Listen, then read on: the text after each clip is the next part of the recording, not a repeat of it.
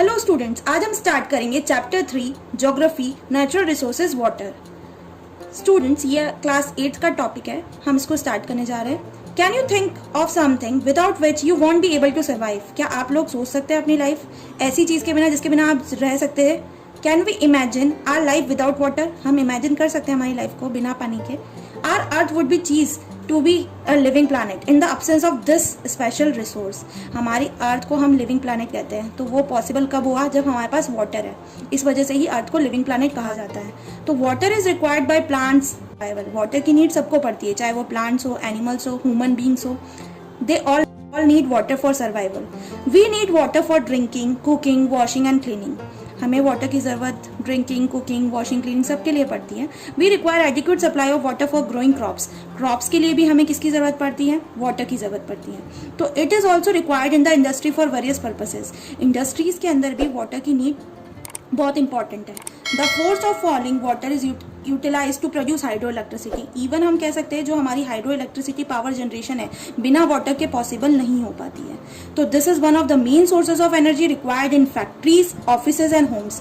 तो वाटर एक important source माना जाता है एनर्जी का, क्योंकि जितनी भी फैक्ट्रीज है, ऑफिसेज है, होम्स है, सब में वाटर की रिक्वायरमेंट होती है। आइए स्टूडेंट, हम हमारा नेक्स्ट टॉपिक देखते हैं, fresh water resources. Our Earth uniqueness lies in the fact that it has water and hence it is habitable. हमारी अर्थ की ये यूनिकनेस है कि हम किससे घिरे हुए हैं, हमारे आसपास वाटर बॉडीज है, वाटर है, और कितना कवर्ड है ये हम आगे देखते हैं। Earth is called the watery planet. Earth को एक वाटरली प्लैनेट भी कहा जाता है क्योंकि 71% जो वाटर है, वो सरफेस है अर्थ का, वो किससे कवर्ड है? वाटर से कवर्ड है। But out of this 97.3% exist in the form of ocean, seas, gulfs and bay. लेकिन 97.3% वाटर जो है वो हमारा ओशियंस में पाया जाता है, सीज में पाया जाता है, गल्व्स और बेज में पाया जाता है। These contain saline water unfit for drinking और इरीगेशन। और इनमें जो पानी पाया जाता है वो हमारे लिए सुटेबल नहीं होता है, क्योंकि सलाइन का मतलब खारा पानी होता है। तो जो रेस्ट बचा 2.7% वो किस फॉर्म में होता है? वो फ्रेश वाटर की फॉर्म में होता है। बट अगेन जो 70% है of this fresh water is found as ice sheet and glacier. और जो 70% वाटर है जो हमें फ्रेश वाटर के रूप में मिलता है वो हमें आइस शीट और ग्लेशियर इन जगहों पे पाया जाता है। तो 10 only 1% of fresh water is available to us. तो हमारे पास कितना परसेंटेज बना? ओनली 1% बचा, जो जिसको हम क्या करते हैं, हमारे खुद के डायरेक्ट कंजप्शन के लिए यूज करते हैं और हम ड्रिंकिंग के लिए भी यूज करते हैं। तो जो मेन सोर्सेज है फ्रेश वाटर के वो क्या क्या है? क्वेश्चन भी पुटअप होता है एग्जाम के अंदर कि what are the main sources of fresh water. तो आंसर होगा आपका rivers, streams, lakes, ponds and ground water. ये सारे हमारे मेन सोर्सेज माने जाते हैं फ्रेश वाटर के। और जो सप्लाई होती है फ्रेश वाटर की वो डायरेक्टली किस थ्रू से होती है? Comes from rainfall and melting of glaciers. It collects in the water bodies or seeps through the soil and collect as groundwater.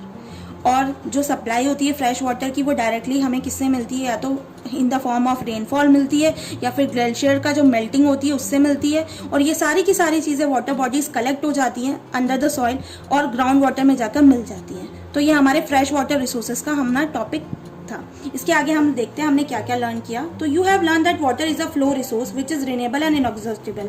हम जानते हैं वाटर क्या है? एक फ्लो रिसोर्स है, रिन्यूएबल है। रिन्यूएबल का मतलब होता है जिसको हम रिन्यूड कर सकते हैं, रीयूज कर सकते हैं, दोबारा से रीजनरेट कर सकते हैं। और इनएग्जॉस्टिबल है तो it is because water is renewed, recycle and recharge through the hydrological cycle और वाटर साइकिल। वाटर को हम रिचार्ज कर सकते हैं, रिसाइकिल कर सकते हैं। इस प्रोसेस को ही हम कहते हैं हाइड्रोलॉजिकल साइकिल। इसकी डेफिनेशन बहुत इंपॉर्टेंट है, ये हमें एग्जाम में भी पूछी जाती है।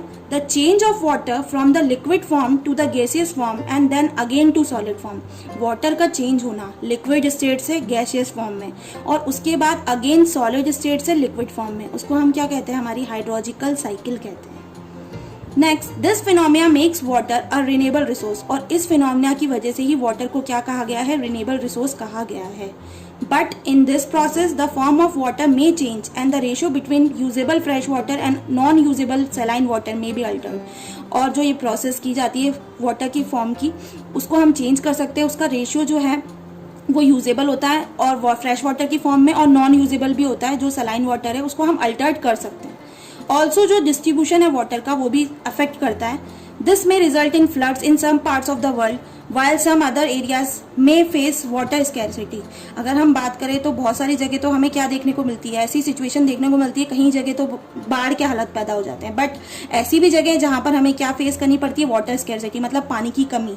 तो this makes us conscience about the importance of conserving water resources. इसीलिए हम लोगों के लिए मेन कंसर्निंग टॉपिक है कि हम इसको कंजर्व क्यों करें, क्यों इसकी इंपॉर्टेंस है। तो water can neither be added nor subtracted from the earth. ना तो हम पानी को ज़्यादा बढ़ा सकते हैं, ना ही अर्थ पे से कम कर सकते हैं, क्योंकि जो टोटल वॉल्यूम है इसका वो कांस्टेंट है, वो फिक्स्ड है। तो it is in constant motion. हम कहते हैं वाटर एक कांस्टेंट मोशन में है और ये एक साइक्लिंग है थ्रू हाइड्रोस्फीयर। हाइड्रोस्फीयर का मतलब ही होता है वाटर, एटमॉस्फेयर यानी कि एयर, एंड लिथोस्फीयर मतलब लैंड। ये पूरी प्रोसेसेस कंबाइन होकर जो अब हम बोलते हैं इवेपोरेशन, प्रेसिपिटेशन और रन ऑफ, ये कंटिन्यूस चलती रहती है और ये हमेशा कांस्टेंट मोशन में रहती है। सो स्टूडेंट्स, आज के लिए इतना ही। इसके आगे हम नेक्स्ट वीडियो में डिस्कस करेंगे। अगर आपको ये वीडियो पसंद आती है तो वीडियो को लाइक करें, शेयर करें और चैनल पर नए हैं तो चैनल को सब्सक्राइब करना ना भूलें। जल्द मिलते हैं नई वीडियो के साथ। Thank you.